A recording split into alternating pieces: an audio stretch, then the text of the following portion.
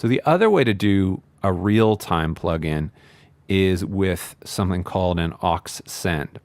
The thing about inserts is the entire audio signal goes through that processor. When I'm thinking about things like reverbs, I usually want to have some of the signal go through the processor, and then I want to have some that remains unprocessed. So I want to create a copy of the signal. I want to have like a parallel version of it. So with parallel type processing for things like reverbs, click on one of these sends instead. And then I have to choose a destination for this. My favorite way to do this is actually to click on one of the sends and then go down to New Track. And then I'm going to call this track Reverb Snare. And then what it does is it creates a bus right here. So a bus is just an internal path to a new destination.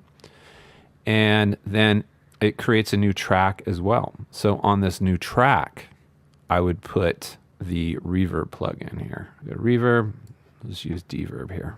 What's happening here is the signal is still just going to the main outputs here, but it's also going to this new location here. I can raise up this fader, and this acts as a wet dry going to this second channel. And you can hear that I have reverb. But maybe if that's too much reverb, I can take it and I can turn it down until I find the amount that I want.